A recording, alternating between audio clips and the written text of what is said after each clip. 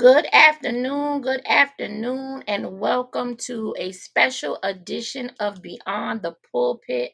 I am Selena, and as you can see, I am here without Big John on today.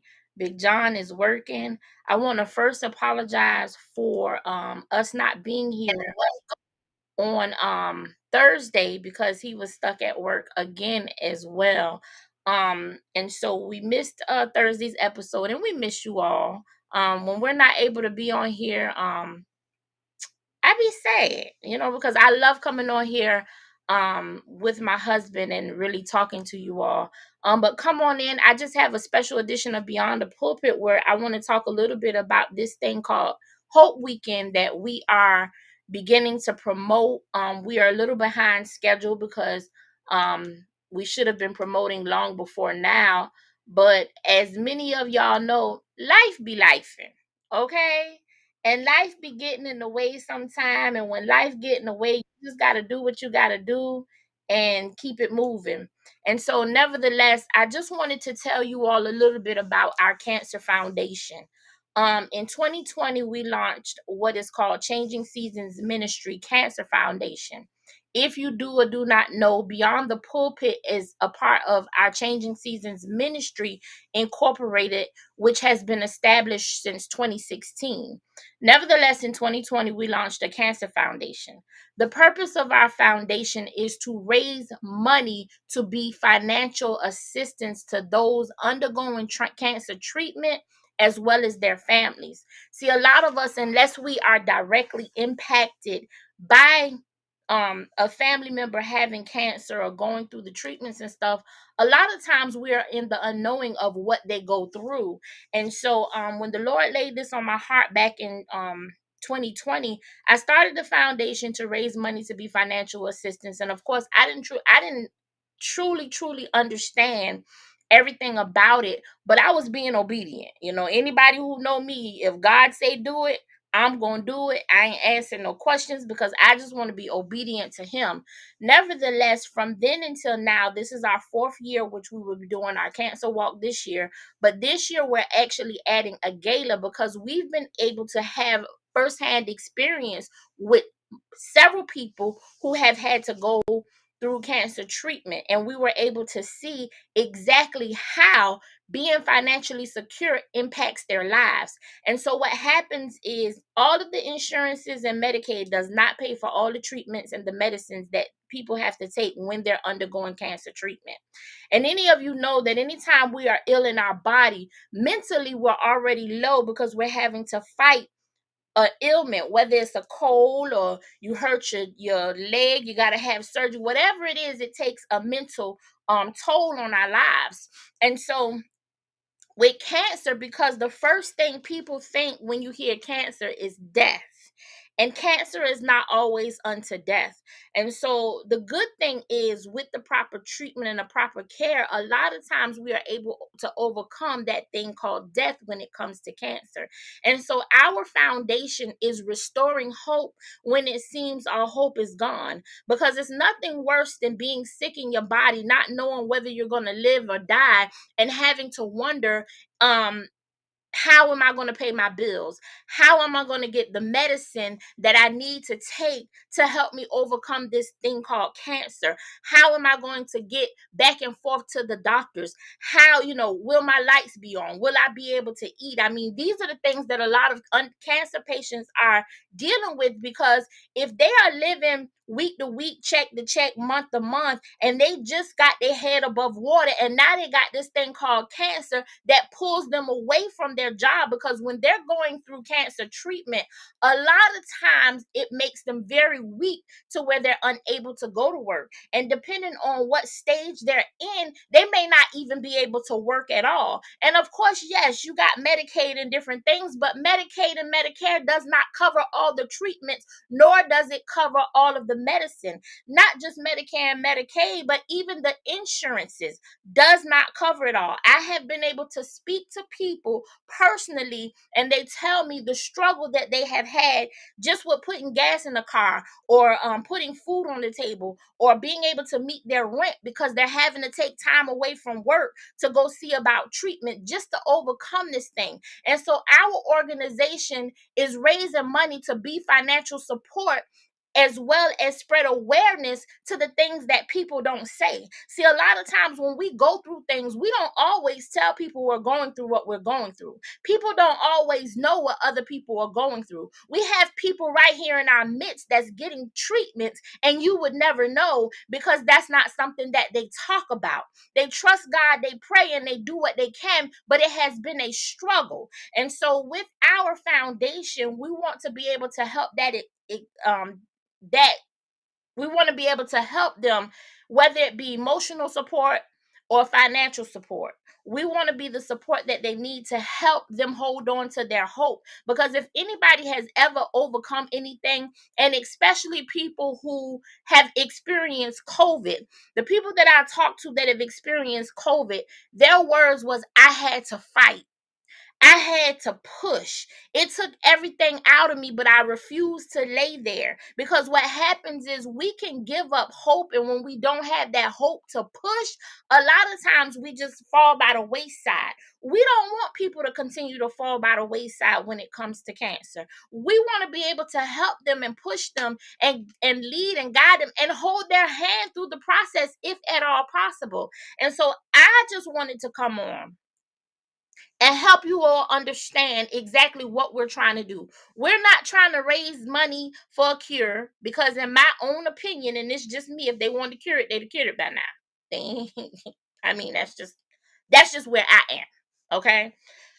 And I'm not trying to raise money to for research and all of that stuff. We're not researching anything, but we're meeting people in a place of need that a lot of people don't even realize people need to be met.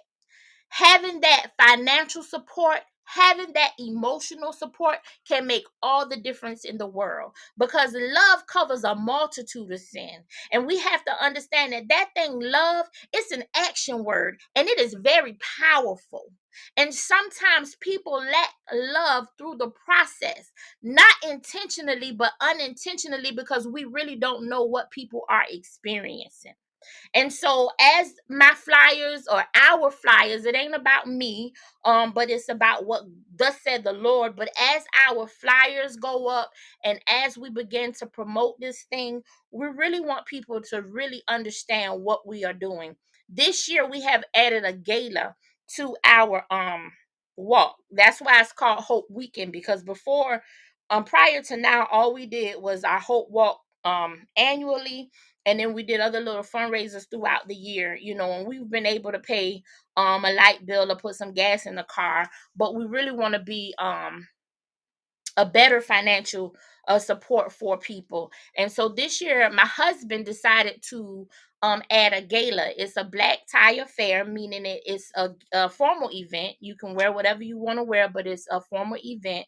And we will have a panel discussion. We will have panelists that have actually overcome cancer. We will have them telling their truth about exactly what it is to have support, what it is to not have support, what it is to have the finances, what it is to not have the finances, and help people truly understand how important this organization is, this foundation is, because this foundation is going to meet people that are suffering in silence in a place that most people don't even realize they were suffering. And I guess that's why they call it suffering in silence, huh? But but nevertheless, we have I know right offhand we have 4 dynamic panelists, and I will begin to release those people as they send me their information. And we have a wonderful dynamic keynote speaker coming from Virginia, none other than Lady Cherie Fields. I am so grateful for her coming. We're really looking for God to show up and show out even at this event, because we want people to understand that in this fight they are not alone.